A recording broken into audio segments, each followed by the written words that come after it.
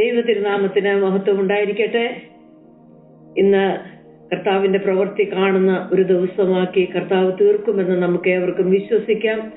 സൗഖ്യം വേണ്ട ശരീരങ്ങളിൽ കർത്താവ് സൗഖ്യം കൊടുക്കും. ആത്മാക്കൾക്ക് സൗഖ്യം, മുറിവുകൾക്ക് സൗഖ്യം, വേദനകൾക്ക് സൗഖ്യം ഒക്കെയും കർത്താവ് ഇന്ന് കൊടുക്കുന്ന ഒരു പകൽക്കാലമായിട്ട് നമുക്ക് വിശ്വസിക്കാം. നമ്മുടെ കർത്താവ് അത് ചെയ്യും. കാരണം അവൻ ജീവനുള്ള ദൈവമാണ്. അവൻ നമ്മളെ അറിയുന്ന ദൈവം, നമ്മളെ സൃഷ്ടിച്ച ദൈവം. ആ ദൈവപ്രവൃത്തി ഇന്ന് വീണ്ടും കാണുവാൻ സ്വർഗത്തിലെ ദൈവം സഹായിക്കട്ടെ. വരുന്ന ദിവസങ്ങളിൽ ഇതൊക്കെ ഒരു പ്രൈസ് പോയിന്റ് ആയിട്ട്, ഒരു സാക്ഷ്യമായിട്ട് നമ്മളുടെ മുമ്പിൽ വെളിപ്പെടേണ്ടതിനായിട്ട് നമുക്ക് പ്രത്യാശയോടെ വിശ്വാസത്തോടെ നമുക്ക് കാത്തിരിക്കാം. കഴിഞ്ഞ ദിവസങ്ങളൊക്കെ നമ്മൾ പഠിച്ചു.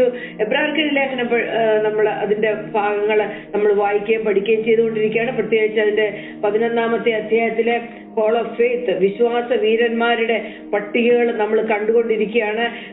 നോഹ തൊട്ട് നോഹ, ഹാനോക്ക്, അബ്രഹാം, സാറ, യാക്കോബ്, ജോസഫ്, മോശ, ഇങ്ങനെ ഒരു വലിയ പട്ടിക നമ്മൾ കണ്ടു അവിടെ. എന്നാൽ ഇന്ന് നമ്മൾ നോക്കാൻ പോകുന്നത് 11-ാമത്തെ അധ്യായത്തിന്റെ അതിന്റെ 32 തൊട്ടുള്ള വാക്യങ്ങള്. ആകയാൽ ഇനി എന്ത് പറയേണ്ടു ഗിദെയോൻ. നമ്മൾ കഴിഞ്ഞ ആഴ്ച ഗിദെയോനെ കുറിച്ച് കണ്ടു. ബാരാക്ക്, ശിംശോൻ, ഇഫ്താഹ്, ദാവീദ് എന്നിവരെയും ശമൂവേൽ മുതലായ പ്രവാചകന്മാരെയും കുറിച്ച് വിവരിപ്പാൻ സമയം പോരാ. ഇവരെ കുറിച്ച് വിവരിപ്പാൻ സമയം പോരാത്ത ഒരു കൂട്ടം ജനത്തിന്റെ പേരാണ് ഇവിടെ എഴുതിയിരിക്കുന്നത്. ഇതിന് മുമ്പുള്ളവർക്കൊക്കെ ഒരു ടൈം ലിമിറ്റ് കൊടുത്തിട്ട് ലേഖകൻ കുറച്ച് കാര്യങ്ങൾ എഴുതി. പക്ഷെ ഇവരെ കുറിച്ച് വിവരിപ്പാൻ സമയം പോരാ. അങ്ങനെ വിവരിപ്പാൻ സമയം പോരാത്ത, വലിയ സിഗ്നിഫിക്കന്റ് അല്ലാത്ത ഒരാളിനെ കുറിച്ച് കഴിഞ്ഞ ആഴ്ച നമ്മൾ ചിന്തിച്ചു. ഗിദെയോനെ കുറിച്ച്. ഏറ്റവും ചെറിയ ഗോത്രത്തിൽ നിന്ന ഗിദെയോന്, അതിലെ ഭവനത്തിലെ ഏറ്റവും ചെറിയവനായ ഗിദെയോൻ, ഏറ്റവും ബലം കുറഞ്ഞവനായ ഗിദെയോന്, ഒരു കഴിവിന്റെ കാര്യത്തില് ഒരു കഴിവ് അവന് കാണാൻ കഴിയാത്ത ഗിദെയോൻ, പക്ഷെ ദൈവം അവനെ എടുത്ത് ഉപയോഗിക്കുന്നത് കാണാനിടയായി തീർന്നു. അടുത്തൊരാളാണ് നമ്മൾ കാണുന്നത്, ബാരാക്ക്. നമ്മൾ അധികമൊന്നും ചിന്തിച്ചിട്ടില്ലാത്ത ഒരു വ്യക്തിയാണ് ബാരാക്ക് എന്ന് പറഞ്ഞാല്. നമ്മളെന്ന് പറഞ്ഞാൽ ഞാൻ എന്നെ അടക്കമാണ് പറയുന്നത്. നമ്മൾ കൂടുതലും അബ്രഹാം, ഇസ്ഹാക്ക്, യാക്കോബ്, ഒന്ന് വലിയ വലിയ ആൾക്കാരെ കുറിച്ചല്ലേ നമ്മൾ സാധാരണ ചിന്തിക്കാറ്. എന്നാൽ ബാരാക്ക് ഇവിടെ എബ്രായർക്കെഴുതിയ ലേഖനം 11-ാമത്തെ അധ്യായത്തിൽ സ്ഥാനം പിടിച്ചിട്ടുണ്ട്. അതിന് കാരണം എന്താണ് എന്നാണ് നമ്മൾ ഇത് നോക്കുന്നത്. എന്തായിരുന്നു ബാരാക്കിന്റെ ജീവിതത്തിലുണ്ടായിരുന്ന, ബാരാക്ക് കടന്നുപോയത്, ബാരാക്ക് എന്താണ് ചെയ്തത്? നമ്മൾ വായിച്ചു കഴിഞ്ഞാല് ന്യായാധിപന്മാരുടെ പുസ്തകം 4-5 അധ്യായത്തിലെ ബാരാക്കിനെ കുറിച്ച് പറയുന്നത്. അവിടെ വായിച്ചു കഴിഞ്ഞാൽ വലിയ ഇംപ്രസീവ് ആയിട്ടുള്ള കാര്യങ്ങളൊന്നും ഒറ്റ വായനയ്ക്ക് നമുക്കൊന്നും തോന്നത്തില്ല. പക്ഷെങ്കില് ദൈവത്തിന് തോന്നി എബ്രായർ 11 ഇദ്ദേഹത്തെ കൊണ്ടുവന്ന് നിർത്തണം എന്ന്. അവിടെ കൊണ്ടുവന്ന് അതെ നല്ലൊരു പൊസിഷനിൽ ഇരുത്താൻ ദൈവത്തിന്റെ പരിശുദ്ധാത്മാവ് തീരുമാനമെടുത്തതാണ് നമ്മൾ ഇന്ന് കാണാൻ പോകുന്നത്. അപ്പോൾ ന്യായാധിപന്മാരുടെ പുസ്തകം 4-5 നമ്മൾ വായിച്ചാൽ അവിടെ ന്യായാധിപന്മാരുടെ കാലത്തെ കുറിച്ചാണ് വായിക്കുന്നത്. ന്യായാധിപന്മാരെ ദൈവം എഴുന്നേൽപ്പിക്കാനുണ്ടായ കാരണം, യോശുവയുടെ മരണശേഷം അതേ ദൈവം കൊടുത്ത കൽപ്പനകളൊക്കെ ഇസ്രായേൽ മക്കൾ കൂടെ മറക്കുന്നു. അവര് അന്യ ദൈവങ്ങളുടെ പിന്നാലെ പോകുന്നു. ദൈവം അവരെ ശിക്ഷിക്കുന്നു, ശാസിക്കുന്നു. അവരവിടെ കിടന്ന് അയ്യം വിളിക്കുന്നു, നിലവിളിക്കുന്നു. അത് കാണുന്നുണ്ടെ ദൈവം അവരെ വീണ്ടും മടക്കി കൊണ്ടുവരുന്നു. കുറച്ചു നാൾ കഴിയുമ്പോൾ വീണ്ടും പഴയത് തന്നെ. ഇത് ഇങ്ങനെ തുടർന്നുകൊണ്ട് ഒരു സൈക്കിൾ ഇങ്ങനെ തുടർന്നുകൊണ്ടിരിക്കുക. അങ്ങനെയുള്ള കാലങ്ങളില് ദൈവം എഴുന്നേൽപ്പിച്ച ജഡ്ജസിനെ കുറിച്ചാണ് ന്യായാധിപന്മാരുടെ പുസ്തകങ്ങളിൽ പറയുന്നത്. 1-ാമത്തെ ജഡ്ജാണ് ഒത്നിയേൽ. നിങ്ങളുടെ മുൻപിൽ തിരുവചനം തുറന്നിരിക്കുകയാണെങ്കിൽ ന്യായാധിപന്മാരുടെ പുസ്തകം 3-ാമത്തെ അധ്യായത്തില് 9-ാം വാക്യത്തിൽ എഴുതിയിട്ടുണ്ട്. കാലബിന്റെ അനുജനായ കെന്നസിന്റെ മകൻ ഒത്നിയേലിനെ ഇസ്രായേൽ മക്കൾക്ക് രക്ഷകനായിട്ട് എഴുന്നേൽപ്പിച്ചു. അപ്പോൾ ഒന്നാമത്തെ ജഡ്ജ് ഒത്നിയേലാണ്. 2-ാമത്തെ ആളാണ് യഹൂദിനെ എഴുന്നേൽപ്പിച്ചു. അതേ അധ്യായത്തിൽ തന്നെ 15-ാം വാക്യത്തിൽ പറയുന്നത് ഇടംകയ്യനായ യഹൂദിനെ എഴുന്നേൽപ്പിച്ചു. അതിനുശേഷം ശങ്കർ എന്ന് പറഞ്ഞ ഒരാളിനെ 31-ാമത്തെ വാക്യത്തിൽ കാണാൻ കഴിയുന്നു, എഴുന്നേൽപ്പിച്ചു. ഇപ്പൊ 3 പേര് കഴിഞ്ഞല്ലോ. ഇനി 4-ാമത്തെ ആളാണ് നമ്മൾ ഈ പറഞ്ഞ ബാരാക്ക്. പക്ഷെങ്കിൽ ബാരാക്കിന്റെ കൂടെ അവിടെ ഒരു അറ്റാച്ച്മെന്റും കൂടെ ഉണ്ട്, പ്രവാചകിയായ ദെബോറ. ബാരാക്കിനോട് ചേർന്ന് ഒരു മിനിസ്ട്രി ചെയ്ത ആളാണ്. അപ്പോൾ ചുരുക്കം പറഞ്ഞാൽ 4-ാമത്തെ ജഡ്ജാണ് ആര്? ഈ ബാരാക്ക് എന്ന് പറഞ്ഞാല്. അങ്ങനെ വലിയ സിഗ്നിഫിക്കന്റ് ആയിട്ടുള്ള കാര്യങ്ങൾ ചെയ്തതായിട്ട് ആ മനുഷ്യനോട് ചെയ്തതായിട്ട് പറയുന്നില്ല. എങ്കിലും തിരുവചനത്തിൽ സ്ഥാനം പിടിച്ച ഈ ബാരാക്ക് ഹാബേലിന്റെ ജീവിതത്തിലേക്ക് കടന്നു വന്ന നമുക്കറിയാം. അതെ, നീതിമാനായ ഹാബേൽ ആബേല് വിശ്വാസത്തോടെ യാഗം കഴിച്ചു. ഹാനോക്ക് ദൈവത്തോടു കൂടെ നടന്നു. നോഹ വിശ്വാസത്തിൽ പെട്ടകം പണിഞ്ഞു. അബ്രഹാമും സാറയും ആശയ്ക്ക് വിപരീതമായിട്ട് ദൈവത്തിൽ വിശ്വസിച്ചു. മോശ ദൈവത്തിന്റെ സ്നേഹിതന്, ദൈവത്തെ മുഖാമുഖം കണ്ടവന്. ദാവീദിനെ കുറിച്ച് പറഞ്ഞാല് ദൈവത്തിന്റെ ഹൃദയമുള്ളവൻ. അത് അടുത്തതിലേക്കാണ് വരുന്നത്, രാജാക്കന്മാരുടെ കൂടെ വരുന്നത്. അപ്പോൾ ഇങ്ങനെ ഒരു വലിയ പട്ടികയ്ക്ക് ശേഷമാണ് നമ്മൾ ഇവിടെ കാണുന്നത് ബാരാക്കിനെ കുറിച്ച് കാണുന്നത്. അതിന്റെ 11ന്റെ താഴോട്ടുള്ള ഭാഗങ്ങൾ ഇവരുടെ ഈ വലിയ ലിസ്റ്റ് കണ്ടു കഴിഞ്ഞാൽ വായിക്കാം. കാടുകളിലും മലകളിലും ഗുഹകളിലും ഭൂമിയുടെ പാർപ്പുകളിലും ഉഴന്ന് നടന്നു. ലോകമൊന്നും ഇവർക്ക് യോഗ്യമായിരുന്നില്ല. ഈ ലിസ്റ്റിലുള്ളവർക്കൊന്നും ലോകം യോഗ്യമായിരുന്നില്ല. അത് അതിനകത്ത് ഒരു വലിയൊരു വിഷയം. വലിയ വിശ്വാസം ആയിക്കൊള്ളട്ടെ, നമ്മുടെ കാഴ്ചയില് നമ്മൾ അതിനെയൊക്കെ വിലയിരുത്തുന്നത് അബ്രഹാമിന്റെ വിശ്വാസം. അബ്രഹാം പറഞ്ഞ വിശ്വാസം എന്നുള്ള വാക്കാ പെട്ടെന്ന് ഓടി വരുന്നത്. അങ്ങനെയൊക്കെ ഉള്ള ആൾക്കാരെ കുറിച്ച് നമ്മൾ പറയുമ്പോഴേ ഈ ലിസ്റ്റിലുള്ളവർക്ക് ആർക്കും ലോകം യോഗ്യമായിരുന്നില്ല. അപ്പോൾ വിശ്വാസികൾക്ക് ഒരിക്കലും ലോകം യോഗ്യമല്ല.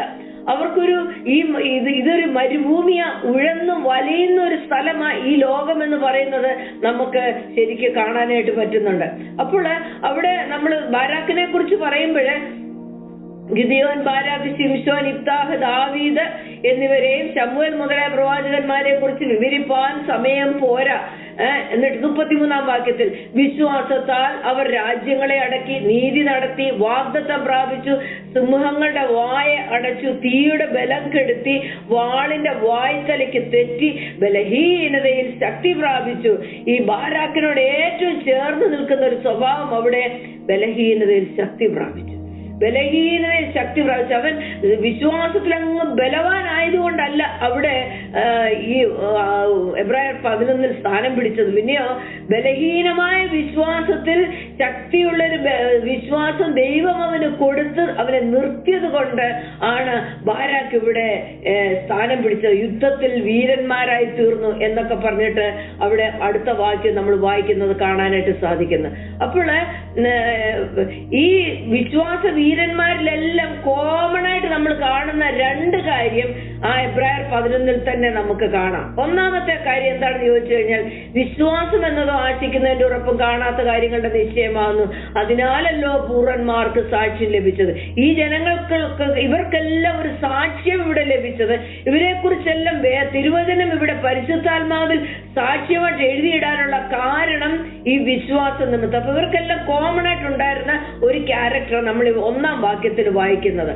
പിന്നെ അതുപോലെ തന്നെ ഇവർക്കെല്ലാവർക്കും ലഭിച്ച മറ്റൊരു കാര്യമാണ് പ്രതിഫലം.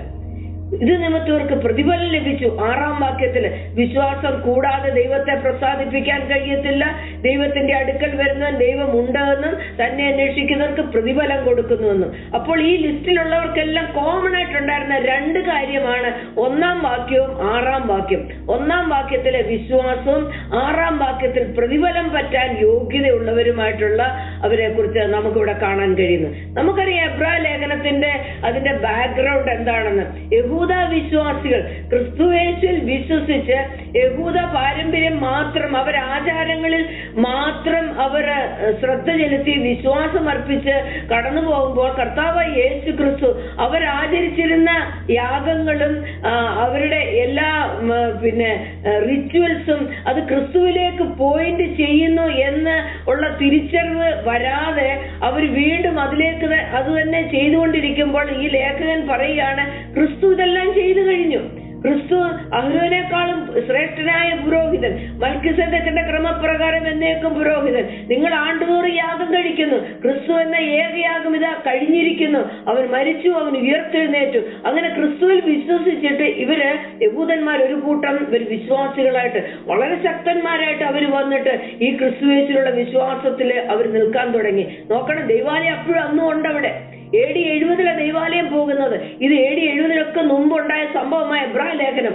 അപ്പോൾ ദൈവാലയം അവിടെ നിൽക്കുമ്പോൾ തന്നെ അവർ അന്ന് വരെ എല്ലാ ദിവസവും എല്ലാ നാളിലും എല്ലാ ഉത്സവങ്ങളിലും കടന്നു പോയിക്കൊണ്ടിരുന്ന ദൈവാലയത്തിൽ നിന്ന് പെട്ടെന്ന് ഇങ്ങോട്ട് മാറിക്കഴിഞ്ഞപ്പോൾ ഇവർക്കുള്ള പെർസിക്യൂഷൻ അങ്ങോട്ട് വർദ്ധിക്കാൻ തുടങ്ങി. ഇവരെ ആൾക്കാർ അപവാദം പറയാൻ തുടങ്ങി. അവരെ കുറിച്ച് കുശുശുപ്പായി, അവരെ കുറിച്ച് മറ്റു പലതും പറയുക തന്നെ അവരെ ഉപദ്രവിക്കാനായിട്ട് തുടങ്ങി. അവർക്ക് അങ്ങനെ അത് വളരെ വളരെ അസഹ്യമായിട്ട് തീർന്നു. ഇങ്ങേറ്റം അവരുടെ വസ്തുവകകൾ പോലും അവർക്ക് കുടിക്കാനുള്ള കുടിവെള്ളം മുട്ടിക്കുന്ന തരത്തില് അങ്ങനെ ഒരുപാട് കഷ്ടത്തിൽ കൂടി ജനം കടന്നു പോകേണ്ടതായിട്ട് വന്നു.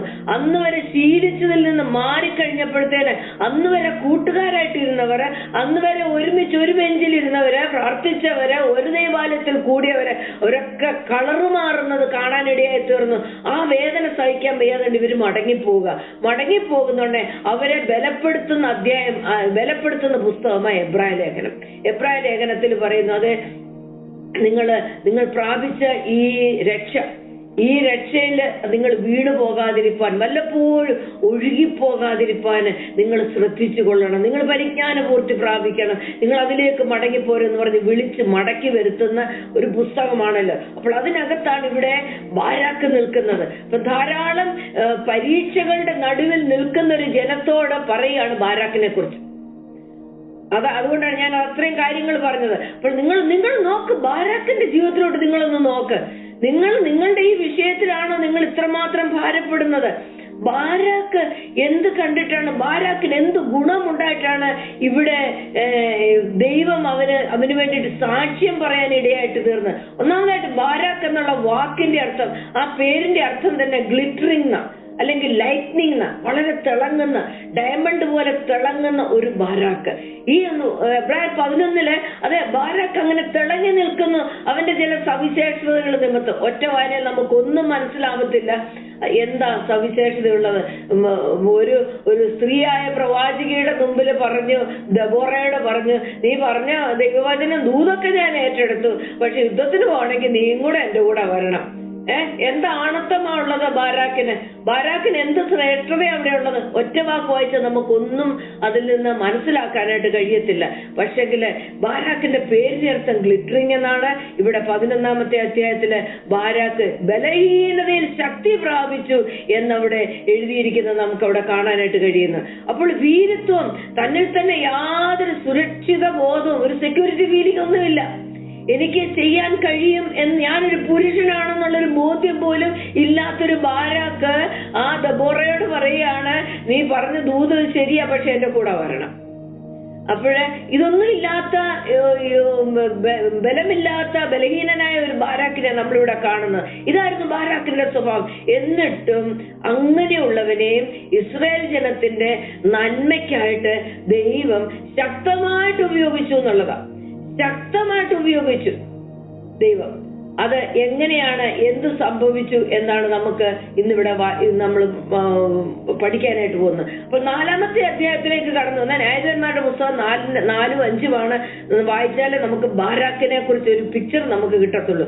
4-ാം അധ്യായത്തിന്റെ 1 മുതൽ 3 വരെ വായിക്കുന്ന ബാരാക്കിന് തൊട്ടു മുമ്പുണ്ടായിരുന്ന ജഡ്ജ് യഹൂദ് മരിച്ച ശേഷം ഇസ്രായേൽ മക്കൾ വീണ്ടും യഹോവയ്ക്ക് അനിഷ്ടമായുള്ളത് ചെയ്തു. എന്താ പറഞ്ഞില്ലേ, അവര് വരും പോകും. ഇതാണ് അവരുടെ ഒരു സ്വഭാവം ഇസ്രായേൽ മക്കളുടെ. 2-ാം വാക്യം, യഹോവ അവരെ ഹാസോരിൽ വാണ കനാന്യ രാജാവായ യാബീന് വിറ്റുകളഞ്ഞു. ഇവരുടെ ഈ സ്വഭാവം കാരണം പലപ്പോഴും ഇവര് എക്സൈലില്, പ്രവാസത്തിൽ പോകും. ഇപ്രാവശ്യം എന്ത് പറ്റി? കനാന്യ രാജാവിന്റെ അടിമത്തത്തിന്റെ കീഴിലോട്ട് ദൈവം ഇവരെ അങ്ങ് തള്ളിവിട്ടു. ദൈവം അങ്ങ് അനുവദിച്ചു കൊടുത്തു. കനാന്യ രാജാവായ യാബീന് ദൈവം ഇവരെ വിറ്റുകളഞ്ഞു. അവന്റെ സേനാധിപതി ജാതികളുടെ ഹരോശത്തിൽ പാർത്തിരുന്ന സിസറായിരുന്നു. ഈ പേരുകളൊന്നും കേട്ടിട്ട് നിങ്ങൾ വിഷമിക്കേണ്ട കേട്ടോ. അപ്പൊ കനാന്യ രാജാവായ യാബീന്റെ മിലിറ്ററിയിലെ കമാൻഡറാണ് ആര്? സിസറ.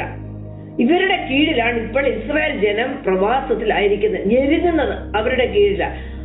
ഈ സീസറയെ സംബന്ധിച്ച്, ഈ കനാന്യ രാജാവിനെ സംബന്ധിച്ച് അവന് 900 ഇരുമ്പ് രഥമുണ്ടായിരുന്നു എന്നൊക്കെയാണ് അവിടെ എഴുതിയിരിക്കുന്നത് 3-ാമത്തെ വാക്യത്തില്.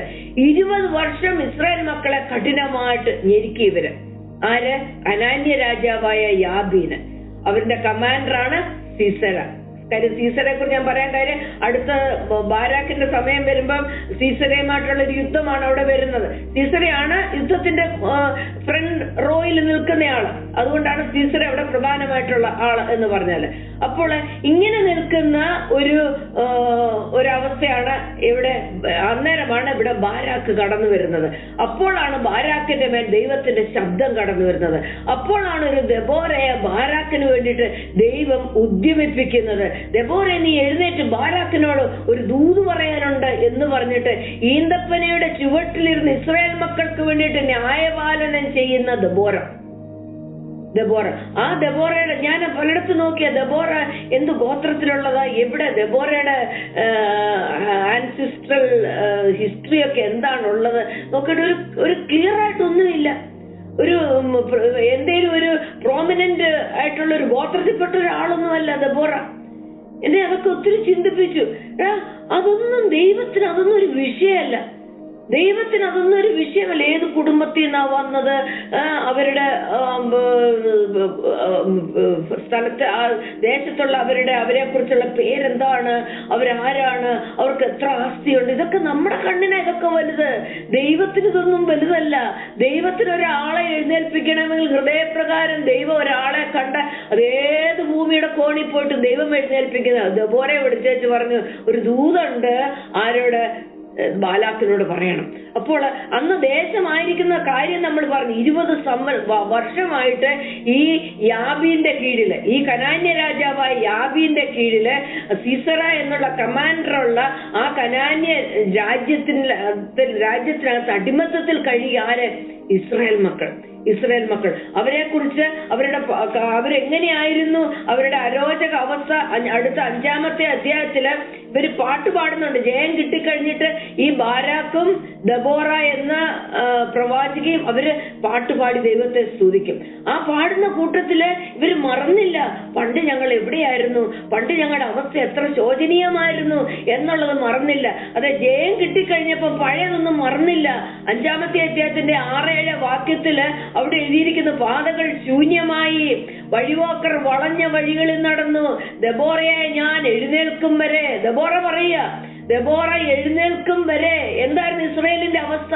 പാതകൾ ശൂന്യമാ, റോഡിൽ കൂടെ ആർക്കും നടക്കാനൊക്കത്തില്ല, നടന്നു കഴിഞ്ഞാൽ പിടിച്ചോണ്ട് പോകും.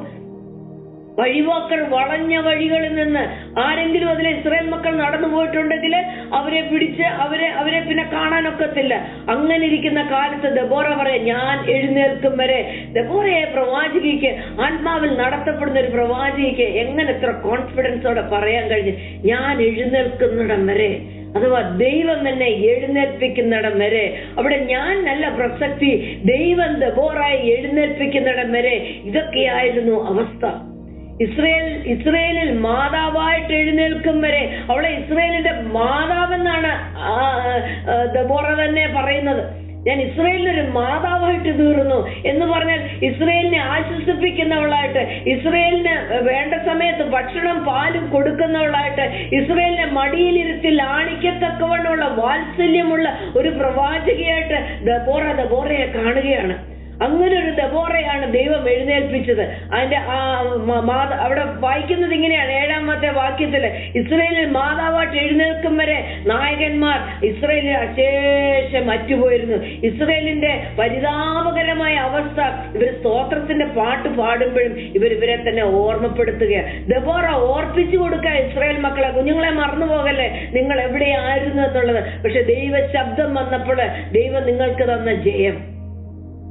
അതുപോലെ തന്നെ പിന്നെ ഇസ്രായേൽ മക്കളുടെ അവരുടെ ഡിഫൻസ്ലെസ്, എതിർക്കാൻ കഴിയാത്ത അവരുടെ ആ കഴിവുകേട്, ശത്രു വന്നാല് അവർക്ക് എതിർക്കാൻ അവരുടെ കയ്യിൽ ഒന്നുമില്ല. 20 വർഷമായിട്ട് അവർ പ്രവാസത്തില്ല. അവരുടെ കയ്യിൽ ഒരു ബ്ലേഡ് പോലും ഇല്ല.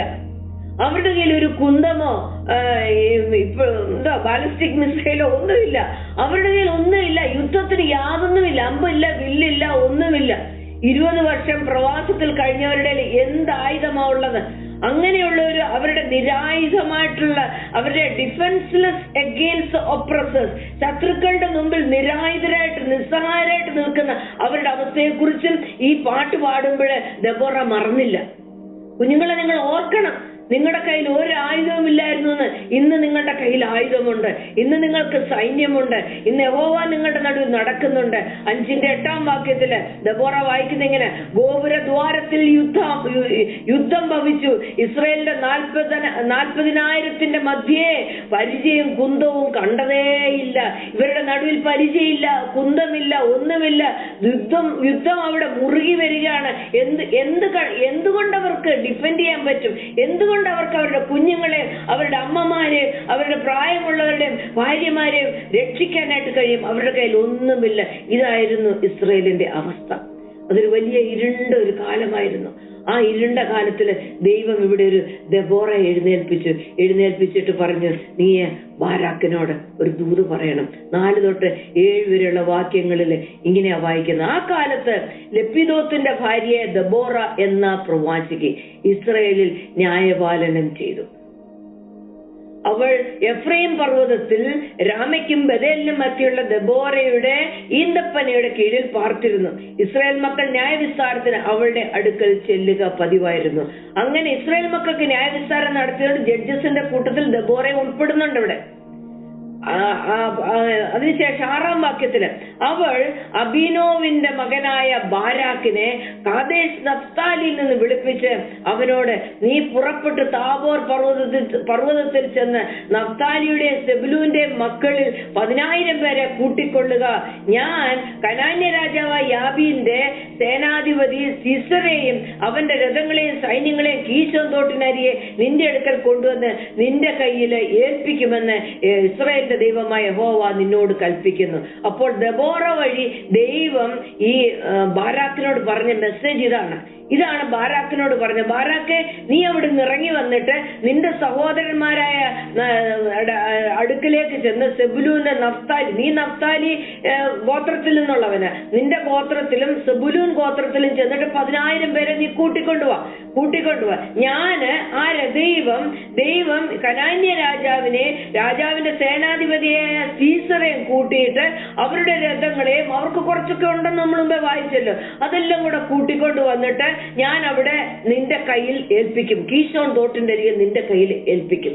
ഇവിടെ നമുക്ക് കാണാൻ കഴിയുന്നുണ്ട്, ദൈവം ബാരാക്കിനോട് പറയാം, നീ ചില അറേഞ്ച്മെന്റ് ഒക്കെ ചെയ്യേ, നീ ഓർഗനൈസ് ചെയ്യേണ്ട ചില കാര്യങ്ങളുണ്ട്. ഞാൻ എന്റെ കാര്യം ചിലത് ഇവിടെ ഓർഗനൈസ് ചെയ്യും. ദൈവം ഒരാളെ എടുത്ത് ഉപയോഗിക്കുമ്പോൾ ആ ആളിന് ചില പങ്കുണ്ട്. ദൈവം അതുപോലെ ചിലത് അപ്പുറത്തും ചെയ്യുന്നുണ്ട്. ഇവിടെ ദൈവത്തിന്റെ ഒരു ഡിവൈൻ പ്രൊവിഡൻസ് നമുക്ക് കാണാൻ കഴിയുന്നു. ദൈവത്തിന്റെ ഒരു പ്രത്യേക കരുതല് ഈ ബാലാക്ക്. ദൈവം പറയുന്നത് ഇങ്ങനെയാണ്, ഞാൻ യാബീന്റെ കാര്യം, കനാന്യ രാജാവിന്റെ കാര്യം, അവരുടെ രഥങ്ങളുടെ കാര്യം എന്റെ കൈ വിട്ടേരാ, അത് ഞാൻ ചെയ്തോളാം. ശത്രുപക്ഷത്തുള്ളവരുടെ കാര്യമൊന്നും നീ വിഷമിക്കണ്ട. നീ പോയി നിന്റെ കൂട്ടത്തിൽ നിന്നുള്ള 10,000 പേരെ കൂട്ടിക്കൊണ്ട് ഞാൻ പറയുന്ന സ്ഥലത്ത് കീശോൻ തോട്ടിന്റെ അരികിൽ വാ, ബാക്കി കാര്യം ഞാൻ ഏറ്റു. ഇതാ ദൈവശബ്ദം ദെബോറയിൽ കൂടെ ബാരാക്കിന് കൊടുത്ത ശബ്ദം. ഇതിൽ നമുക്ക് മനസ്സിലാകുന്ന ഒരു കാര്യം, ഭയങ്കര സർപ്രൈസിംഗ് ആയിട്ടല്ലേ, 2 കാര്യം. ബാരാക്ക് ഒരു കാര്യം ഓർഗനൈസ് ചെയ്ത് വരുന്നു, ഒരു കൂട്ടത്തെ. ദൈവം മറ്റൊരു സ്ഥലത്ത് നിന്ന് സീസറയുടെയും കനാന്യ രാജാവിന്റെയും യാബീന്റെ കൂട്ടരെയും കൂട്ടിക്കൊണ്ടുവരുന്നു.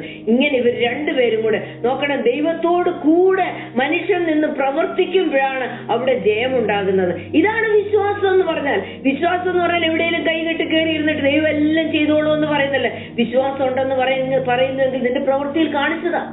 പ്രവൃത്തിയില്ലാത്ത വിശ്വാസം ചത്ത വിശ്വാസമാ എന്നാണ് യാക്കോബ് ലേഖനം നമ്മളെ പഠിപ്പിക്കുന്നത്. അപ്പോൾ ബാരാക്കിനെ ഏൽപ്പിച്ച കുറച്ച് കാര്യം ഉണ്ടായിരുന്നു. ദൈവത്തിന്റെ വശത്തുനിന്ന് ചെയ്യുന്ന ഒരു കാര്യം. ഇവർ 2 പേരും കൂടെ എവിടെ കൂട്ടിമുട്ടി?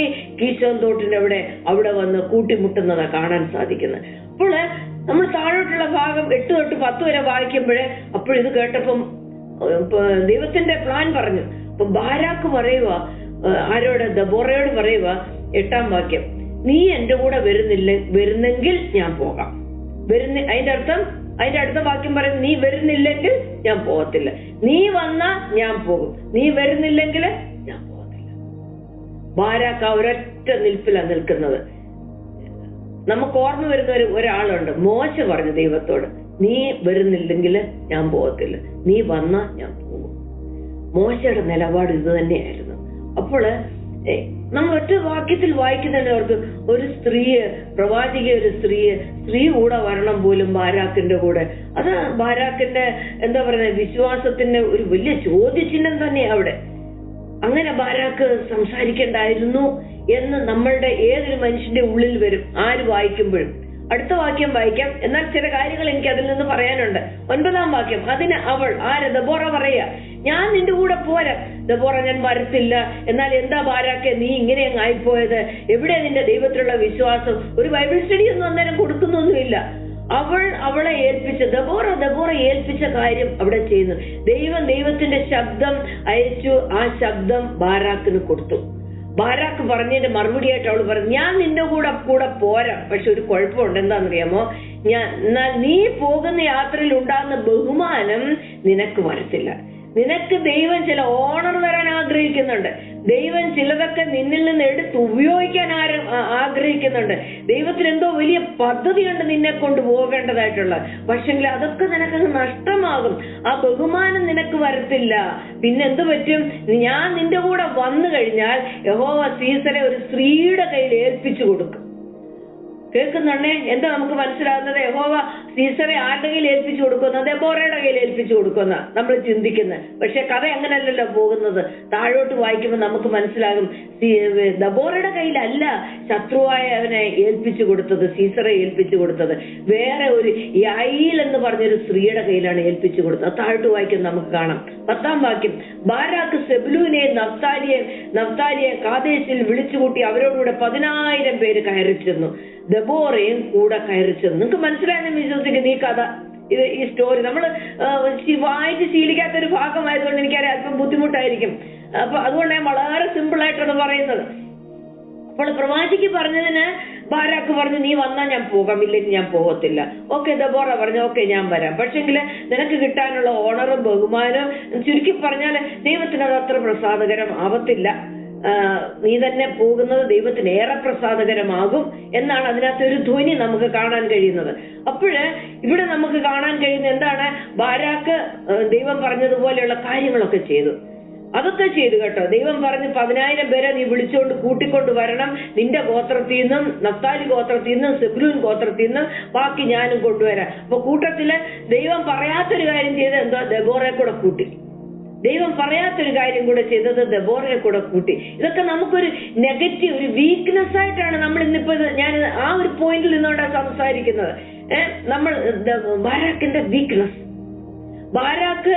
ബാരാക്കിനെ സംബന്ധിച്ച് ബാരാക്കിന് മുൻപിൽ യുദ്ധം ചെയ്തൊരു പരിചയം ഉണ്ടായിരുന്നില്ലയോ നമുക്കറിയില്ല. 20 വർഷം അവിടെ പിന്നെ പ്രവാസത്തില് അവരുടെ അധീനതയിൽ കനാന്യരുടെ വിറ്റുകളഞ്ഞവരുടെ ഇടയിൽ അവിടെ എന്ത് യുദ്ധം ചെയ്ത് അഭ്യസിക്കാനാ? അപ്പോൾ യുദ്ധം ചെയ്തൊരു മുൻപരിചയം ഉണ്ടായിരുന്നു എന്നുള്ളത് നമുക്ക് സംശയിക്കണം. കാരണം 20 വർഷമായിട്ട് രാജാവിന്റെ യാബീബിന്റെ അടിമത്വത്തിന്റെ കീഴില്. അതിന്റെ 8-ാം വാക്യത്തിൽ പറയുന്നത് ഇങ്ങനെയാണ്, നമ്മൾ വായിച്ചു, ഇവരുടെ മധ്യേ പരിചയം കുന്തോ ഒന്നുമില്ലായിരുന്നു എന്ന്. അപ്പോൾ അത്തരം ഒരു സാഹചര്യത്തില് നീ എന്നോടുകൂടെ വരുന്നെങ്കിലേ ഞാൻ പോകാം, നീ വരുന്നില്ലെങ്കിൽ ഞാൻ പോവത്തില്ല എന്ന് പറഞ്ഞ ബാരാക്കിന്റെ മാനസിക അവസ്ഥയിൽ നമുക്ക് വലിയ അതിശയം തോന്നത്തില്ല. കാര്യം ഒരു പരിചയവും ഇല്ലാതെ കൊണ്ട്, എന്റെ കയ്യിലൊരു ആയുധം ഒന്നും ഇല്ലാതെ കൊണ്ട് ഞാൻ പോകുമ്പോഴ് ഈ വാക്ക് പറഞ്ഞ, ദൈവശബ്ദം പറഞ്ഞ ദെബോറ നീ എന്റെ കൂടെ വരണം. അതിന്റെ അർത്ഥം, മറ്റൊരർത്ഥം, ബാരാക്ക് അത്ര ഷുവറല്ല ഈ യുദ്ധം ജയിക്കുമോ എന്നുള്ളത്. അല്ലെങ്കിൽ ഒരു പക്ഷെങ്കില് ബാരാക്ക് ചിന്തിക്കുന്നുണ്ടായിരിക്കും, ആ യുദ്ധത്തിന്റെ അവിടെ ചെല്ലുമ്പോൾ എന്തെങ്കിലും ഒരു അത്യാവശ്യം വന്നാല് എനിക്ക് ദെബോറയോട് ഒരു ആലോചന ചോദിക്കാമല്ലോ, നീ എന്താ അടുത്തത് ചെയ്യേണ്ടത് എന്നൊരു ചോദിക്കാൻ എനിക്കൊരു ഒരാൾ കൂടെ ഉണ്ടെങ്കിൽ അതിന്റെ ഒരു ബലം എന്നായിരിക്കും ഒരു പക്ഷെങ്കിൽ ഈ ബാരാക്ക് ചിന്തിച്ചിരിക്കുന്നത്. ഇതെല്ലാം ബാരാക്കിന്റെ ഒരു വീക്ക്നെസ് പോയിന്റായിട്ട് നമുക്ക് ചിന്തിക്കാനായിട്ട് കഴിയത്തുള്ളൂ. അപ്പോൾ ഇവിടെ നമ്മൾ നോക്കിക്കഴിഞ്ഞാൽ എബ്രായരുടെ പട്ടികയിൽ മറ്റു പലരിൽ നിന്നും വളരെ വ്യത്യസ്തമായിട്ട് തന്റെ അസാധാരണമായിട്ടുള്ള വിശ്വാസം പ്രകടമാക്കാൻ ഇവിടെ ബാരാക്ക് എന്താണ് ചെയ്തതെന്ന് കൃത്യമായിട്ട് ഒന്നും പറയുന്നില്ല. ചെയ്ത കാര്യം നോക്കിക്കഴിഞ്ഞാല് അവിടെ ഒന്നും അതിനൊന്നൊരു വലിയൊരു പ്രത്യേകതയൊന്നും ബാരാക്ക് ചെയ്തില്ല. ആകെ ചെയ്ത് 10,000 പേരെ കൂട്ടി. പിന്നെ ദെബോറ പറഞ്ഞ വാക്ക് അങ്ങ് ഹൃദയത്തിൽ അങ്ങ് ഏറ്റെടുത്തു. ആ വാക്ക് അങ്ങ് ഹൃദയത്തിൽ ബാരാക്ക് അങ്ങ് ഏറ്റെടുത്തു. പോകത്തില്ല, നീ ഉണ്ടെങ്കിൽ ഞാൻ പോകാമെന്നും പറഞ്ഞു. പോകണം, അതിന്റെ അർത്ഥം പോകാൻ അദ്ദേഹത്തിന് ആഗ്രഹമുണ്ട്. പക്ഷേ നീ എന്റെ കൂടെ വരണം. എന്നാൽ ദെബോറ എന്ന പ്രവാചകയുടെ കീഴിലെ ബാരാക്ക് വിശ്വാസത്തിന് അനുസരണം വരത്തക്കവണ്ണം എന്തൊക്കെയോ ചെയ്ത് എങ്ങനെങ്കിലും ഇത് ചെയ്യണം എന്നൊരാഗ്രഹം ഉണ്ടായിരുന്നുകൊണ്ടാണ് ദെബോറയെ കൂടെ നിർബന്ധിച്ച് കൂടെ കൊണ്ടുപോകുന്നത്. അപ്പോൾ നമ്മൾ ബാരാക്കിന്റെ ആ ഒരു ഷൂവിൽ നിന്ന് ബാരാക്ക് ആരായിരുന്നു എന്നൊന്ന് ചിന്തിക്കാൻ വേണ്ടിയിട്ട് ഞാൻ ഇത്രയും വിശദീകരിക്കുന്നത്. അപ്പോൾ ബാരാക്ക് എന്താണ് ഇവിടെ ചെയ്തത്? ദെബോറ എന്ന പ്രവാചകിയുടെ കൂടെ നിന്ന് പോയ ഒരു സൈന്യത്തിന്റെ അധിപനായിട്ട്, യുദ്ധം ചെയ്യാൻ പോകുന്ന ഒരു ജനറലായിട്ട് പോകുന്ന ഒരു ബാരാക്കിനെ നമുക്കിവിടെ കാണാനായിട്ട് കഴിയുന്നു. അപ്പോൾ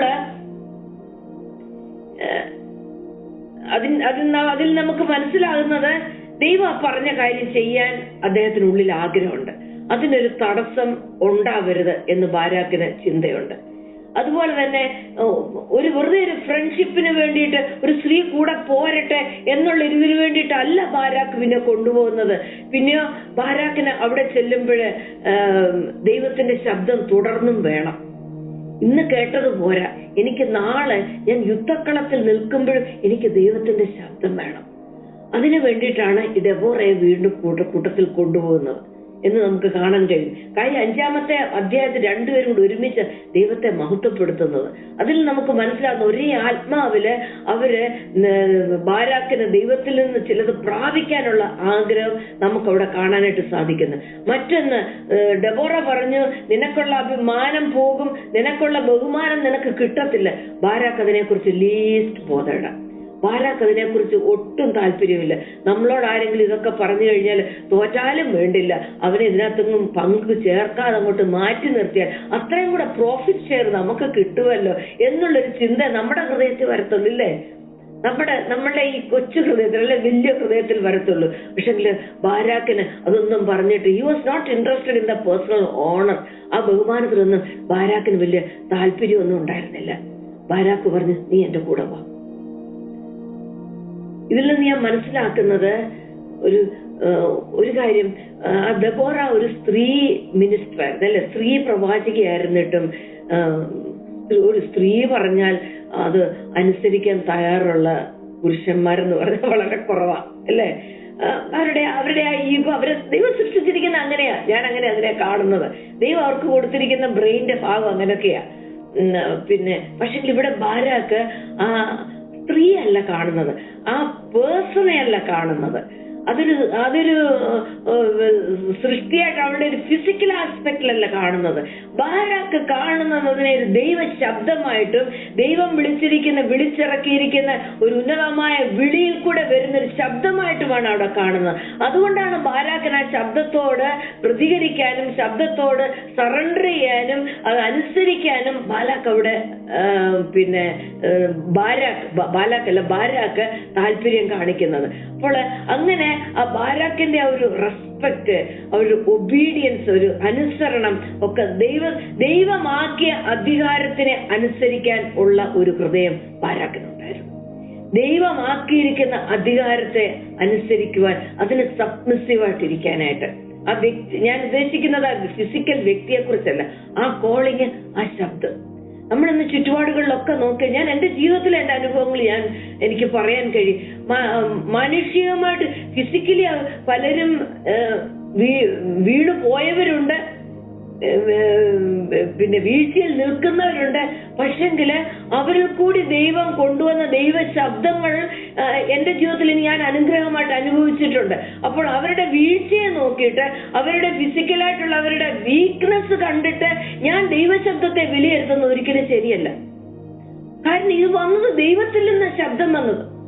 അതുകൊണ്ട് ഞാൻ ആ ദൈവ ശബ്ദത്തിന് ഞാൻ അനുസരിക്കുകയും ദൈവശബ്ദത്തെ ബഹുമാനിക്കുകയും ചെയ്യുക എന്നുള്ളതാണ് നമ്മുടെ കർത്തവ്യം. എന്നെ പോലെയുള്ള ബലഹീനമായുള്ള ചുവട്ടിലാണ്, ഷൂവിൽ എല്ലാവരും നിൽക്കുന്നത് എന്ന് നമ്മൾ നോക്കിയിട്ട് ആ ശബ്ദം വന്നത് ഒരു ഹൈ കോളിങ്ങിൽ നിന്ന്, ആ ശബ്ദം വന്നത് ദൈവം അയച്ചിട്ടാണ് എന്നുള്ളൊരു ബോധ്യത്തോടെയാണെങ്കിൽ ഈ ബാരാക്കിനെ പോലെ നമുക്ക് വിശ്വാസികളുടെ പട്ടികയിൽ കടന്നു വരാനായിട്ട് കഴിയും. ദൈവിക അധികാരത്തിന് കീഴടങ്ങാനായിട്ട് ബാരാക്ക് തയ്യാറായി. ഒരു സ്ത്രീക്കല്ല കീഴടങ്ങിയത്, ദൈവിക അധികാരത്തിനാണ് കീഴടങ്ങിയത്. ഒരു സ്ത്രീക്കല്ല കീഴടങ്ങിയത്, ദൈവിക ശബ്ദത്തിനാണ് കീഴടങ്ങിയത്. ഒരു സ്ത്രീക്കല്ല കീഴടങ്ങിയത്, ദൈവം ബാരാക്കിനെ ഏൽപ്പിക്കുന്ന ദൗത്യത്തിനാണ് ബാരാക്ക് കീഴടങ്ങിയത്.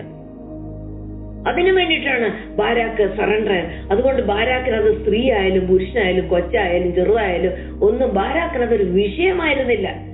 എന്ന് പറഞ്ഞാൽ അതിന്റെ അർത്ഥം ബാരാക്കിന്റെ ഈഗോ ഏറ്റവും താഴെ പോയി എന്നതിന്റെ അർത്ഥം. ബാരാക്കിന്റെ ഈഗോ എന്ന് പറയുന്ന കാര്യം ഏറെ താഴെ പോയി അവിടെ.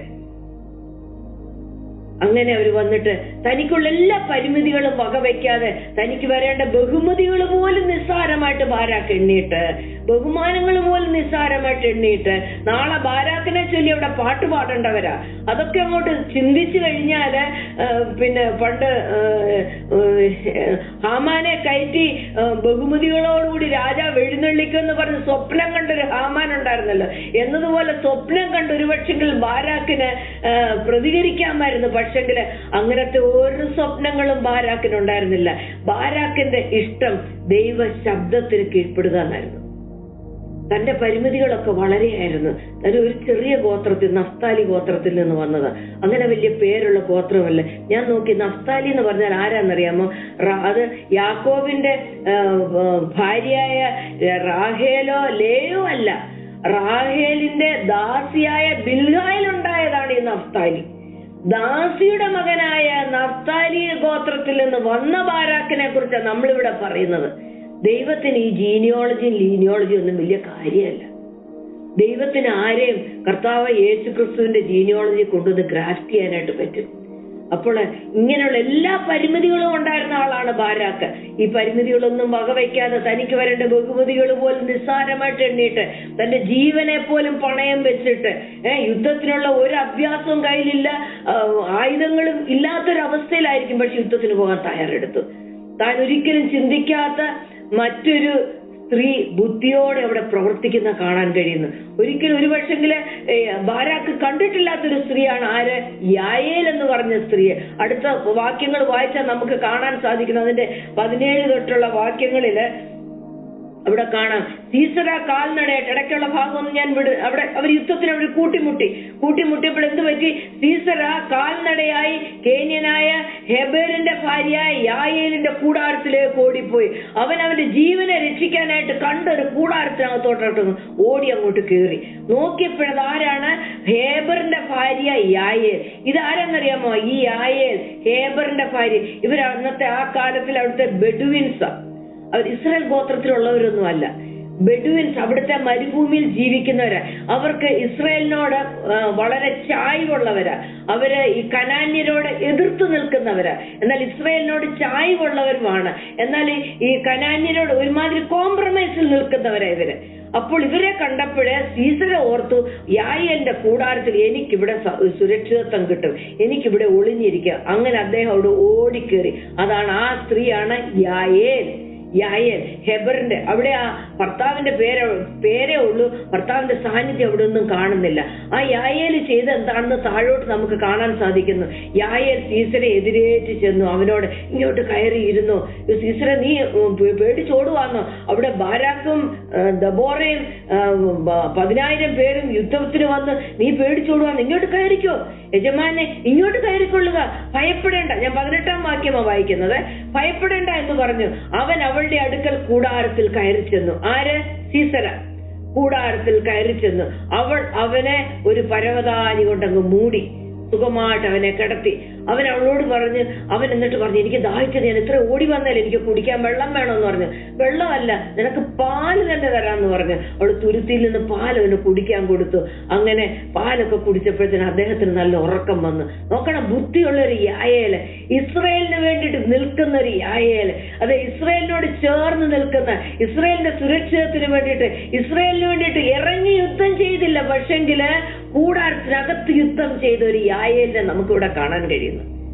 കൂടാരത്തിനകത്ത് ദൈവജനത്തിന് വേണ്ടിയിട്ട് നിന്ന ഒരു സ്ത്രീയാണ് യായേൽ.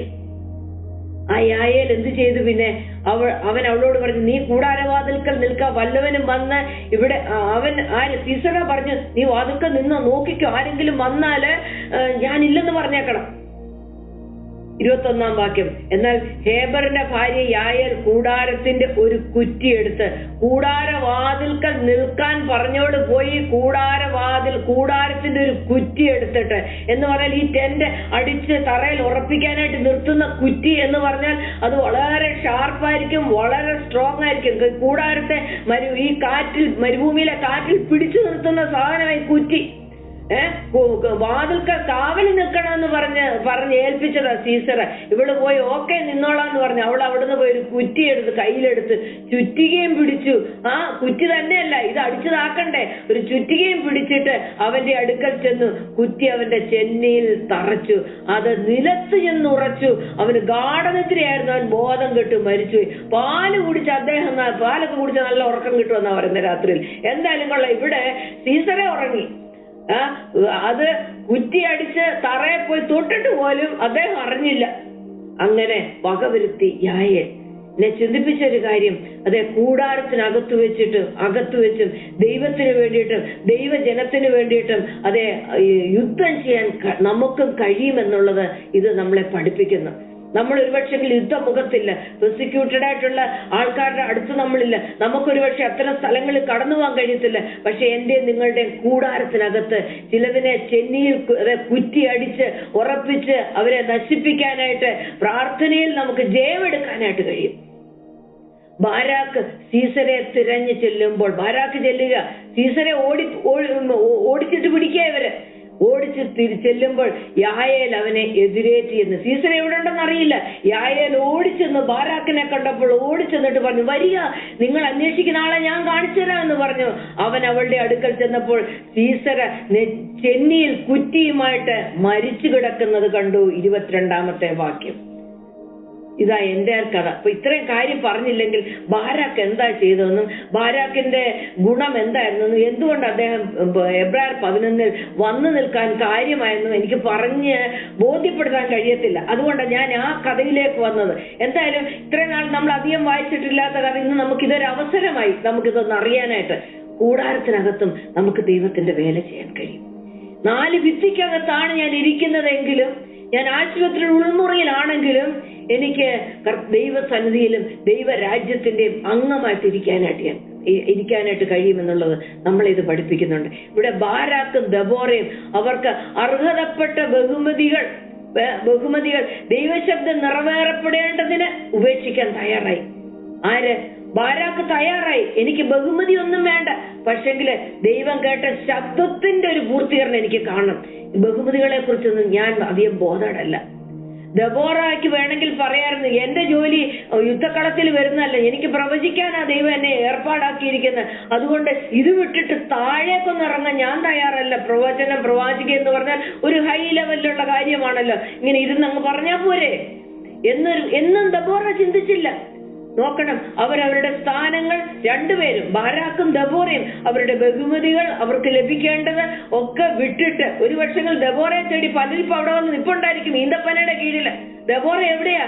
ഇവിടെ ഇസ്രായേൽ മക്കൾക്ക് വേണ്ടിയിട്ട് യുദ്ധം ചെയ്യാൻ ബാരാക്കിന്റെ കൂടെ വന്നിരിക്കുക. അവരുടെ ഉദ്ദേശം ഒന്നേ ഉള്ളായിരുന്നു, ദൈവശബ്ദം നിറവേറപ്പെടണം. അതുകൊണ്ട് ഇങ്ങനെയുള്ള ബഹുമതികളൊക്കെ ഉപേക്ഷിക്കാൻ അവർ രണ്ടുപേരും തയ്യാറായി. ദബോറയ്ക്ക് താൻ കേട്ട ദൈവാലോചന ബാരാക്കിൽ കൂടെ എങ്ങനെയെങ്കിലും സഫലീകരിച്ചെടുക്കണം. കൂട്ടത്തിൽ പോകണം, ഞാൻ അവന്റെ കൂടെ പൊക്കോളാം.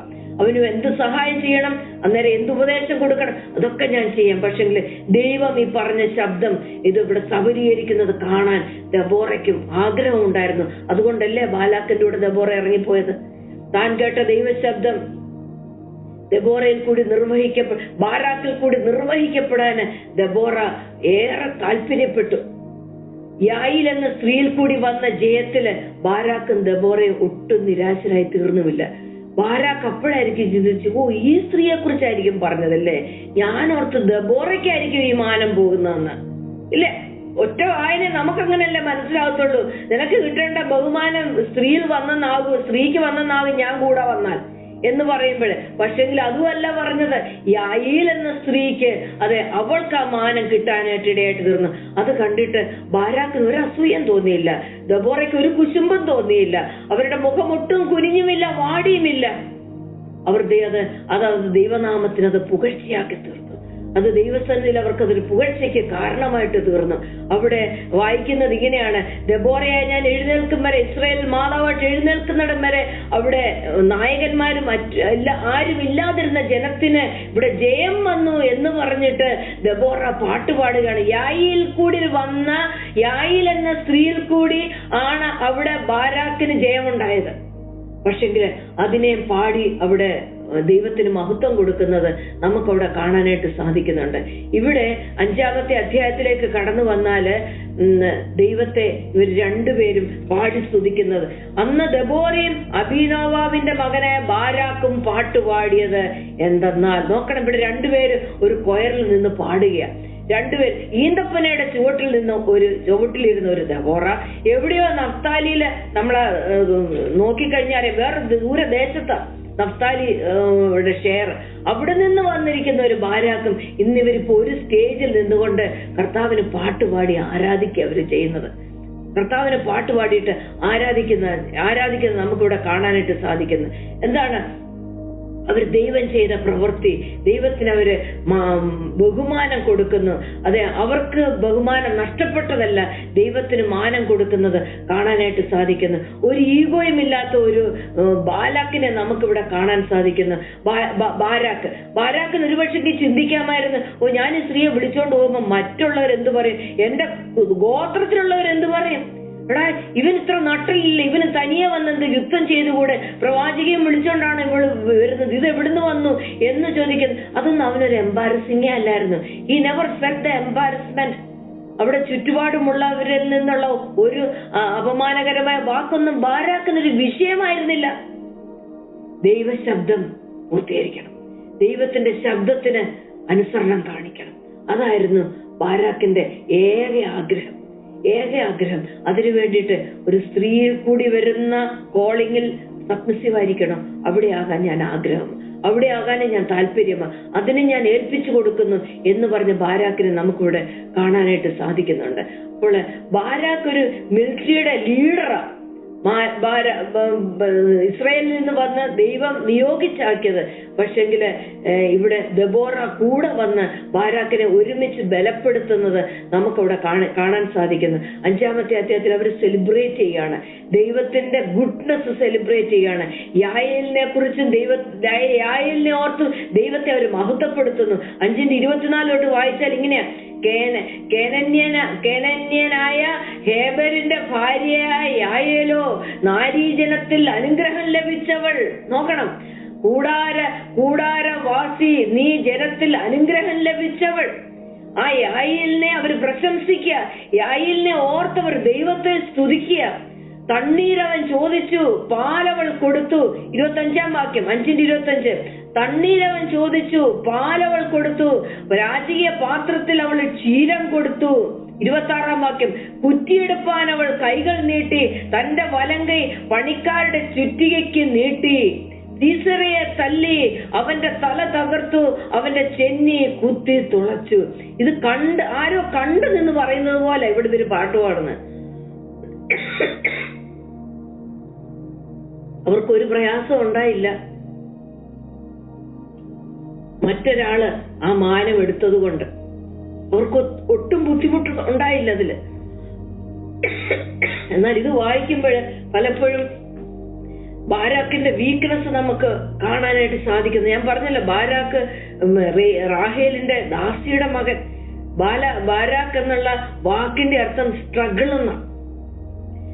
പിന്നെ ഇസ്രായേൽ മക്കള് യോർദാൻ കടന്നു വരുമ്പോ 2 പർവ്വതം, ഗെറസീൻ പർവ്വതം, എബാൽ പർവ്വതം.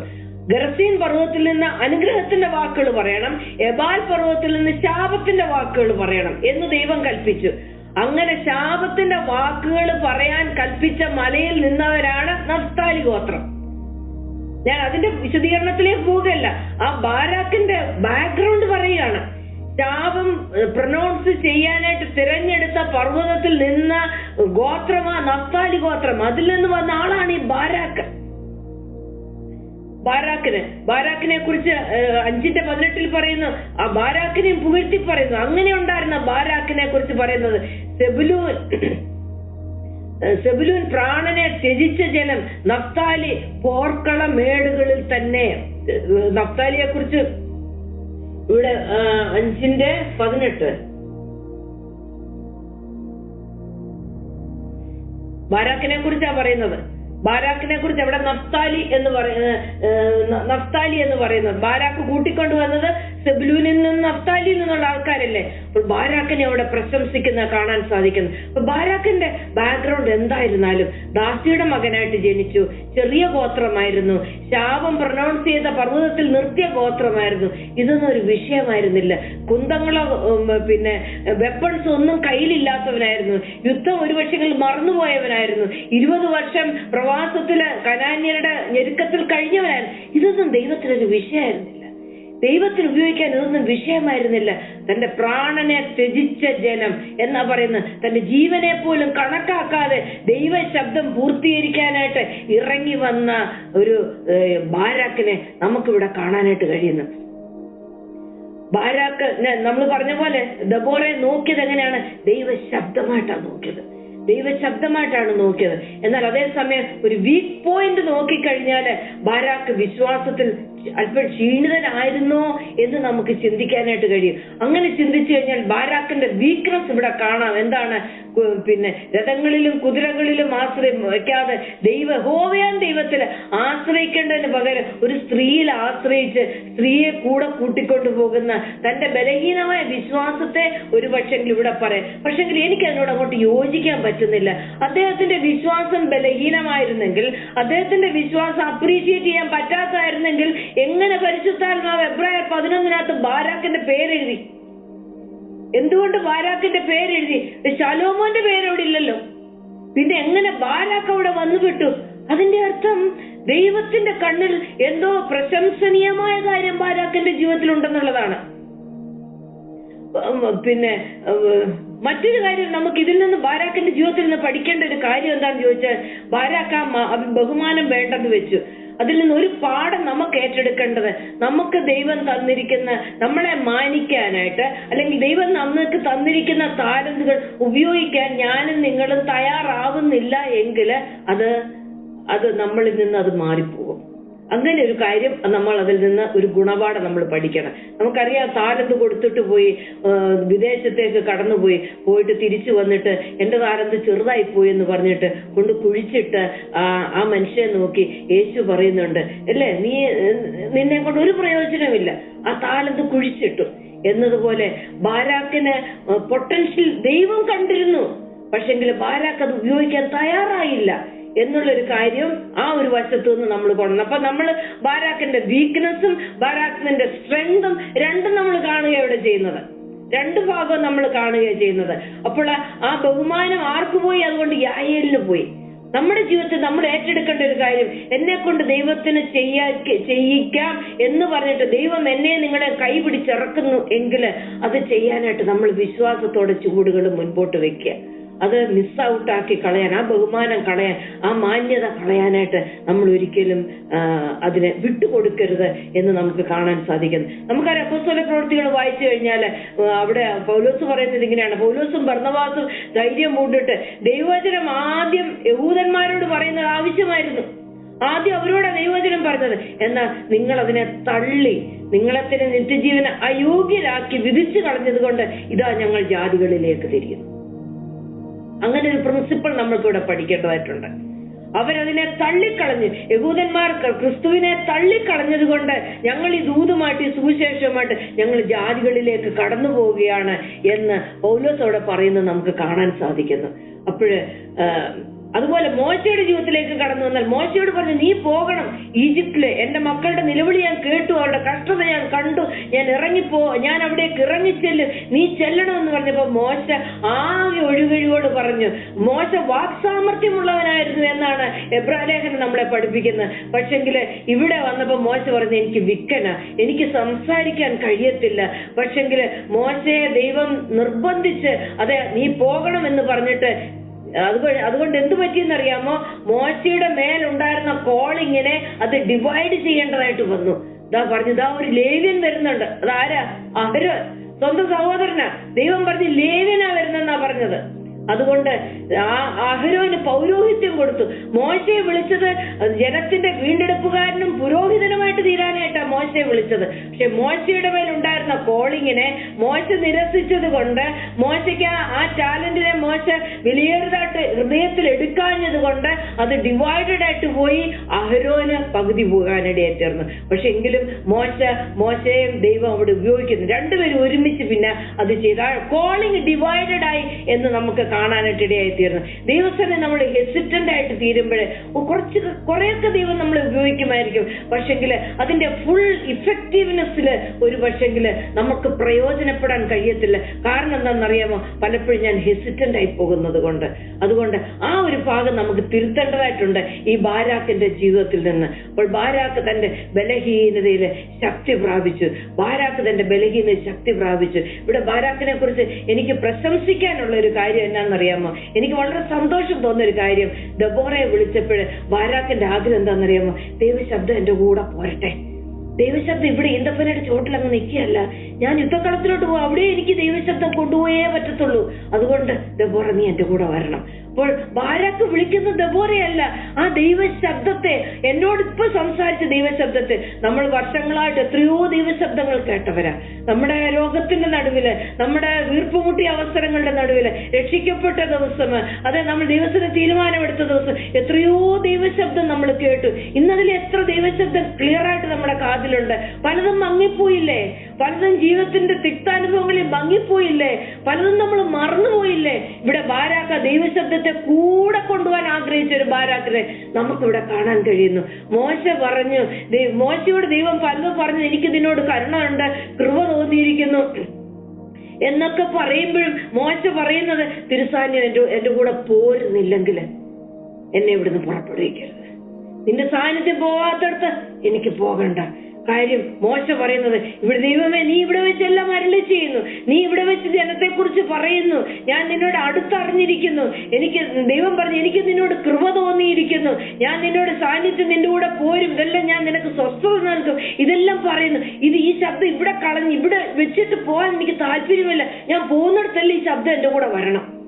ബാരാക്കിന്റെ ആഗ്രഹം അതായിരുന്നു, ഞാൻ പോകുന്നിടത്തെല്ലാം ഈ ശബ്ദം വരണം. ഇന്ന് നമ്മുടെ പ്രാർത്ഥന അതായിരിക്കട്ടെ. ദൈവമേ, ഒരിക്കൽ കേട്ട ആ ശബ്ദം അത് അവിടെ വെച്ചങ്ങ് അവിടെ എവിടെയോ കിടന്നങ്ങ് വിഷയങ്ങളുടെ അകത്ത് കുഴിച്ചു മൂടിയിടാതെ കണ്ട് അതിനെല്ലാം നമുക്കൊന്ന് പുറത്തൊന്ന് എടുക്കാമെന്ന്, അതിനെല്ലാം നമുക്കൊന്ന് പുറത്തെടുക്കാം. നമ്മുടെ യുദ്ധക്കളത്തിൽ ഈ ശബ്ദത്തെയും കൊണ്ട് നമുക്കൊന്ന് പോകാം. യെശയ്യാപ്രവാചകന്റെ പുസ്തകത്തിൽ പറയും, നിങ്ങൾ വലത്തോട്ടോ ഇടത്തോട്ടോ തിരിയുമ്പോഴേ വഴി ഇതാകുന്നു, ഇതിൽ നടന്നുകൊള്ളുവിൻ എന്ന് ഒരു വാക്ക് പിന്നിൽ നിന്ന് കേൾക്കും. ഈ ശബ്ദം നമ്മുടെ കൂടെ വരുന്ന ശബ്ദമാണ് കേട്ടോ. നമ്മൾ ഇടത്തോട്ട് തിരിഞ്ഞാലും വലത്തോട്ട് തിരിഞ്ഞാലും ഈ ശബ്ദം നമ്മളോട് ശബ്ദിക്കും. ഈ ശബ്ദത്തിന് ജീവൻ വരും. അതാണ് യഹോവയുടെ ശബ്ദത്തിന്റെ പ്രത്യേകത.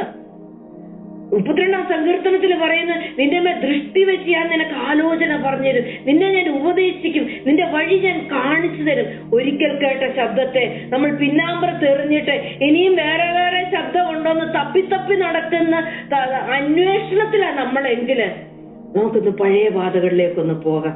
ദൈവം എന്നോട് മുൻപ് സംസാരിച്ചതിനെ ഒക്കെ നമുക്കൊന്ന് പൊടി തട്ടിക്കൊടഞ്ഞൊന്ന് എടുക്കാം.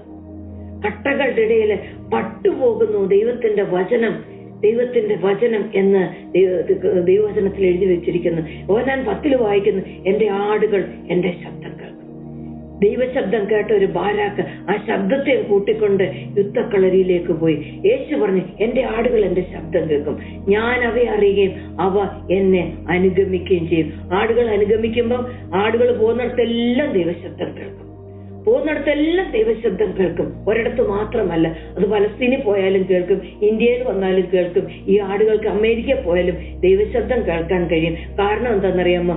ഈ ശബ്ദം ഇവിടെ നിന്ന് പുറപ്പെട്ടോ ആ ശബ്ദത്തെ ഇവർ അനുഗമിക്കുന്ന, ആ ശബ്ദത്തെ കൂട്ടത്തിൽ കൂട്ടിയിട്ടുണ്ട്. ബാരാക്കിനെ സംബന്ധിച്ച് ശ്രേഷ്ഠതയൊന്നും പറയാനായിട്ടില്ല. ദാസിയുടെ മകന് ശാപം പ്രൊനൗൺസ് ചെയ്ത മലയിൽ നിന്ന്, ആ പർവ്വതത്തിൽ നിന്ന്, നഫ്താലി ഗോത്രത്തിൽ നിന്നുള്ള ആളാ.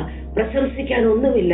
1 കൊരിന്ത്യർ 1 പൗലോസ് പറയുന്നു, ജ്ഞാനികളെ ലജ്ജിപ്പിക്കാൻ ദൈവം ഏറെ പോഷത്വമായത് തിരഞ്ഞെടുത്തു, ബലമുള്ളതിനെ ലജ്ജിപ്പിക്കാൻ ബലഹീനമായത് തിരഞ്ഞെടുത്തു. അവിടെ ബലമുള്ള യഹൂദാ ഗോത്രം ഉണ്ടായിരുന്നു, ബലമുള്ള വേറെ എന്തെല്ലാം നല്ല വലിയ വലിയ ഗോത്രങ്ങൾ അവിടെ ഉണ്ടായിരുന്നു.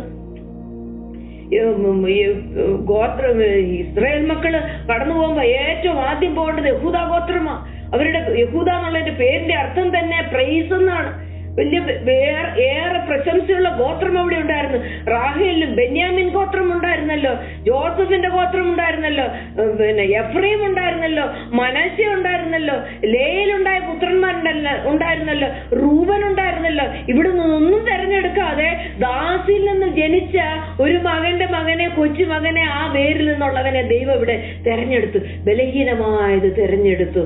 ഉള്ളവനെ ഇല്ലായ്മയാക്കാൻ ദൈവം ഏറ്റവും കുലഹീനമായതിനെ കുലമൊന്നും പറയാനില്ലാത്തതിനെ നികൃഷ്ടമായതിനെ ദൈവം തെരഞ്ഞെടുത്തു. നമ്മുടെ തിരഞ്ഞെടുപ്പിനെ നമ്മൾ മറന്നു പോകരുത്. നമ്മുടെ തിരഞ്ഞെടുപ്പിനെ മറന്നു പോകരുത്. സഹോദരിമാരെ, നിങ്ങളുടെ വിളിയെ നോക്കുവിൻ. ഇവിടെ ബാരാക്കിനെ കുറിച്ച് ദൈവം പറയുന്നു. ബാരാക്ക്, അതെ, വിശ്വാസികളുടെ കൂട്ടത്തില് ബാരാക്ക് അവിടെ തിരഞ്ഞെടുക്കപ്പെട്ടു. ഇനി എന്തു പറയണ്ടു? ഗിദെയോൻ, ബാരാക്ക്, ഇവരെ കുറിച്ച് വിവരിക്കാൻ സമയമില്ല. ബലഹീനതയിൽ ശക്തി പ്രാപിച്ച ബാരാക്ക്, ദൈവശബ്ദത്തെ കൂടെ കൊണ്ടുപോയ ബാരാക്ക്. എനിക്ക് യുദ്ധമായിക്കൊള്ളട്ടെ, എന്തെങ്കിലും ആയുധമില്ലായിരിക്കും, എനിക്കൊന്നുമില്ലായിരിക്കാം, കുലം ചെറുതായിരിക്കും, പക്ഷെങ്കിൽ ദൈവശബ്ദം ഉണ്ട്, എനിക്കെല്ലാം ഉണ്ട്. കുലമൊന്നും അതൊന്നും വലിയ കാര്യമല്ല. ഞാൻ എവിടെ നിന്ന് വന്നൊന്നും എന്റെ വിഷയമല്ല. എന്റെ അപ്പനായിരുന്നു അമ്മയായിരുന്നു എന്നൊരു വിഷയമല്ല. ദൈവശബ്ദം എന്റെ കൂടെ ഉണ്ടോ, അത് മതി എനിക്ക്. അതുകൊണ്ട് അവൻ ബലഹീനതയിൽ ശക്തി പ്രാപിച്ചു. ഇങ്ങനെ ആയിരിക്കാൻ സ്വർഗത്തിലെ ദൈവ ദിവസങ്ങളില് നമ്മളെ സഹായിക്കും.